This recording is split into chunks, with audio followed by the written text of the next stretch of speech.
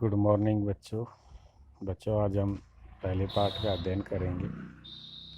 ठीक है, प्रथम पाठ है सुभाषितानी। इस पाठ का पहले हम सस्वर उच्चारण करेंगे, उसके बाद इसका अनुवाद करेंगे और कठिन शब्दों को जानेंगे। पृथ्व्यां त्रिरत्नानि जलम अनम सुभाषितम् मूढैपाषाणखण्डेषु रत्नसंज्ञा विधेयते।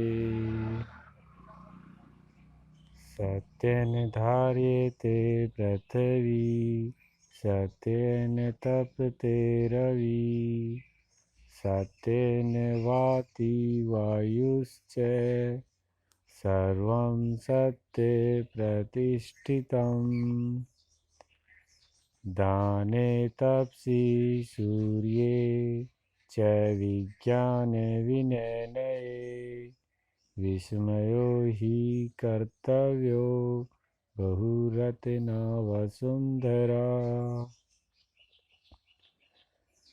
सद्भिरेव साहसीत् सद्भिः कुर्वीत संगीतं सद्भिर्विवादं मैत्री च न असद्भिः किंचित् आचरेत्। धन्य धान्य प्रयोगेषु विद्यया संग्रहेषु च आहारे विहारे च त्यक्तलज्ज सुखी भवेत्। क्षमा वशीकृतिलोके क्षमया हि किं न साध्यते। शांति खड़क करे यस्य किं करिये सति दुर्जने। इस प्रकार से हम पाठ का उच्चारण कर सकते हैं। ठीक है, चलिए आप इसका उच्चारण का अभ्यास करिए, उसके बाद इनके अभ्यास प्रश्नों को करेंगे। अब देखिए, इसके नीचे कुछ कठिन शब्द दिए हुए हैं। पृथ्व्याम धरती पर, इधर इसका इंग्लिश वर्जन भी दिया हुआ है। सुभाषितम सुंदर वचन। मूढ़ई मूर्खों द्वारा। पाषाण खंडेषु पत्थर के टुकड़ों में। रतन संज्ञा रतन का नाम। विधीयते किया या समझा जाता है। धार्यते धारण किया जाता है। तपते जलता है। वाति बहता है या बहती है। वायुश्च, देखिए वायुश्च का संधि विच्छेद भी किया है। वायु विसर्ग जमा च, पवन भी। प्रतिष्ठितम स्थित है। तपसी तपस्या में। शौर्य बल में। नए नीति में। विस्मय आश्चर्य। बहुरत्ना अनेक रत्नों वाली। वसुंधरा पृथ्वी। सद्भिरेव सज्जनों के साथ ही।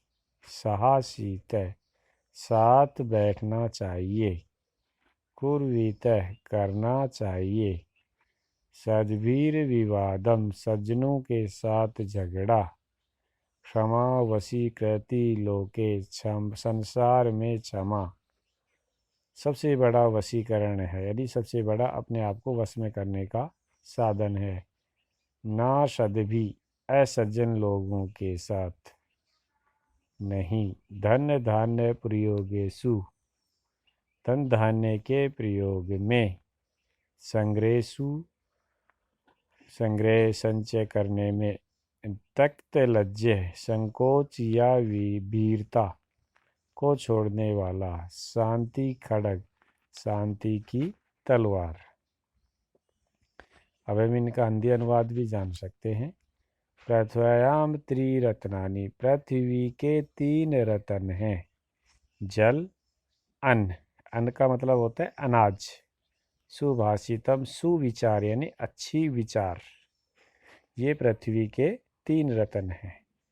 मूंडई पाषाण खंडेशु, लेकिन मूर्ख लोगों ने पत्थर के टुकड़ों को यहाँ भूमि से जो भी हमें मटेरियल प्राप्त होते हैं, लोहा, चांदी, सोना, हीरा आदि, इनके टुकड़ों को ही रत्न मान लिया या रत्न की संज्ञा दी है, जबकि वास्तविकता में पृथ्वी के 3 रत्न हैं। यदि हम आज के संदर्भ में देखें कि अब घर में हमें क्या चाहिए, जल चाहिए, अनाज चाहिए, और आपस में एक दूसरे से मीठा मीठा बोले, यही हमारे रत्न है।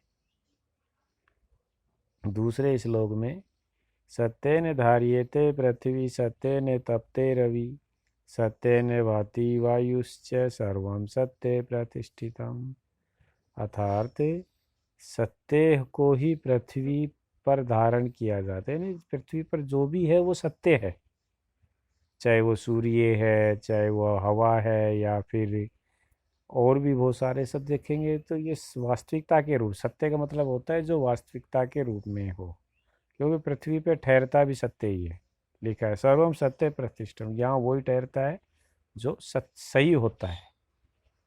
दाने तपसी सूर्य ने विज्ञान, यानी हमारी जो ये धरती है ये खजाने से भरी हुई है, इसमें कोई आश्चर्य करने की जरूरत नहीं है। यहाँ दान, तप, शौर्य, विज्ञान, विनम्रता, कितने ही खजानों से भरी हुई हमारी ये धरती है, इसमें कोई आश्चर्य करने की बात नहीं है। सद्वीरेव साहसी, यानी हमेशा हमें सज्जन लोगों के साथ रहना चाहिए, अच्छे अच्छे लोगों की ही हमें संगति करनी चाहिए। और यदि हमें मित्रता करनी हो तो भी सज्जन लोगों से, अच्छे लोगों से, और यदि हमारा झगड़ा भी हो तो अच्छे लोगों से, वहाँ से भी हमें कुछ ना कुछ सीखने को मिलता है। असज्जन लोगों के साथ हमें किसी प्रकार का व्यवहार या कार्य नहीं होना चाहिए। 5वें श्लोक में कहा है धन धान्य प्रयोगेषु विद्या संग्रहेषु च, कह रहा है जो धन है और जो धान्य है, यानी हमारे पास जो धन है और जो धान है यानी अनाज है, उसका हमेशा हमें प्रयोग करते रहना चाहिए, कभी भी उसका संग्रह नहीं करना चाहिए, उसको इकट्ठा नहीं करना चाहिए। विद्या संग्रह सूचे, और जो ज्ञान है, विद्या है, समझ है, उसको हमें इकट्ठा करना चाहिए।